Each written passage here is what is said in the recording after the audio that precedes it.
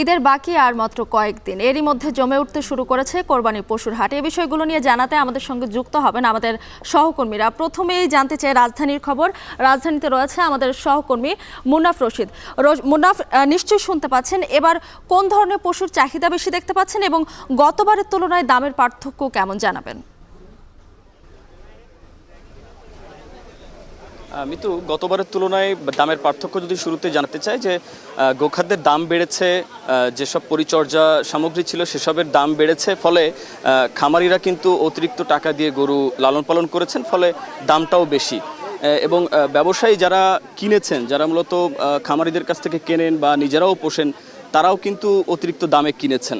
অর্থাৎ গতবারের তুলনায় বেশি দামে কিনে এখন কিন্তু দামটাও বেশি হয়ে যাচ্ছে। অর্থাৎ এই যে আমি যে গরুর হাটে রয়েছি, সেই হাটটিতে সবথেকে বেশি দেখেছি যে মাঝারি আকারের গরুর চাহিদাও বেশি।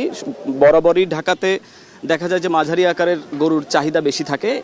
তো মাঝারি আকারের গরুর চাহিদা কিন্তু এখানে দাম চাওয়া হচ্ছে প্রায় 1 লাখ থেকে 1,10,20 থেকে দাম শুরু হচ্ছে।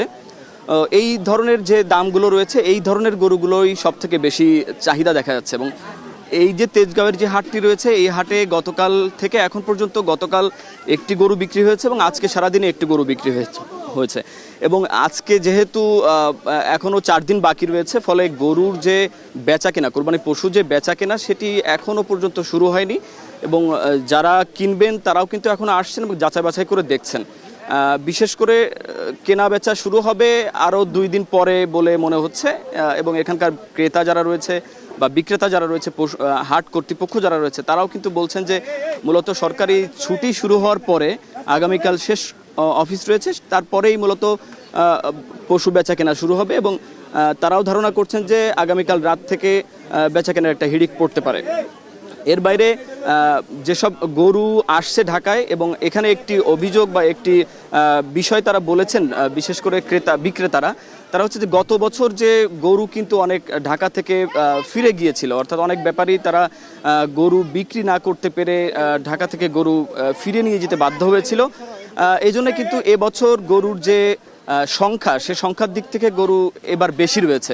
অর্থাৎ গতবার যেসব গরু অবিকৃত থেকে গেছিল, সেসব গরু কিন্তু এবছরও রয়েছে।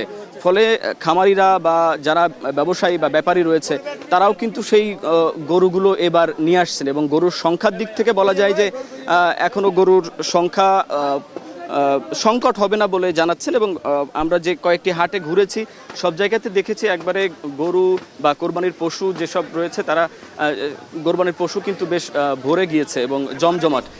তবে এখনো পর্যন্ত সেভাবে কেনাবেচা শুরু হয়নি। ঢাকাতে মোট 20টি গরুর হাট বসেছে, কোরবানির পশুর হাট বসেছে।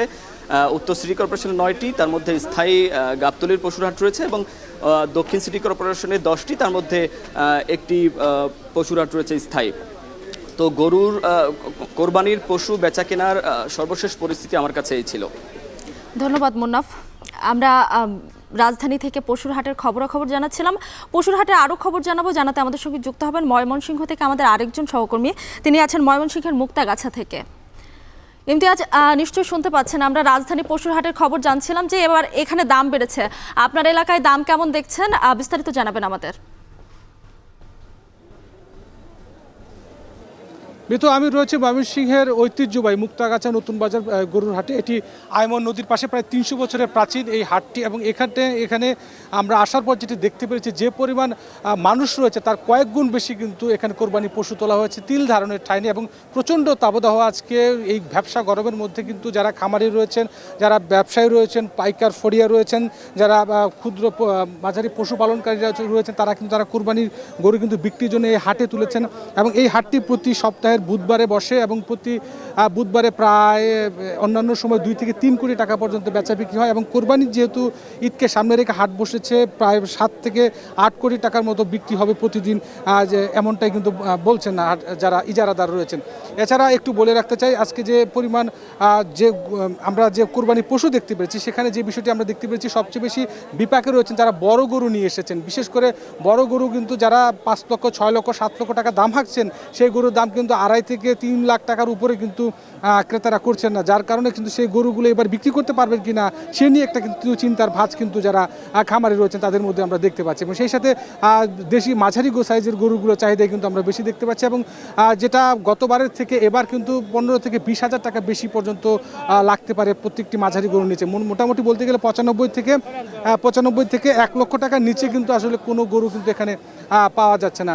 এবং একটু যদি তথ্য জানিয়ে দিতে চাই, ময়মনসিংহ জেলায় 160টি হাট কিন্তু কোরবানির হাট কিন্তু প্রস্তুত রয়েছে, যেখানে 1,80,985টি গরুর কোরবানির পশুর চাহিদা রয়েছে, যেখানে উদ্বৃত্ত গরু রয়েছে প্রায় 70,000। তবে সাধারণ যারা খামারি রয়েছেন, কৃষক রয়েছেন, পশুপালনকারী রয়েছেন, তারা যেটা বলছেন কোনোভাবে যেন হাটে ভারতীয় গরু অনুপ্রবেশ না ঘটে, তাহলেই আসলে মোটামুটি ন্যায্য দামটা হয়তো খামারি পর্যায়ে পাবে। তবে বেচা বিক্রির কথা যদি বলি, মোটামুটি ভালো বেচা বিক্রি হচ্ছে, তবে যত দিন যাবে তত আরও বেচা বিক্রি বাড়বে বলে বলছেন হাট ইজারাদাররা। সব মিলিয়ে এই ছিল ময়মনসিংহ থেকে কোরবানির গরু হাটে বেচা বিক্রির সর্বশেষ খবর আমার কাছে।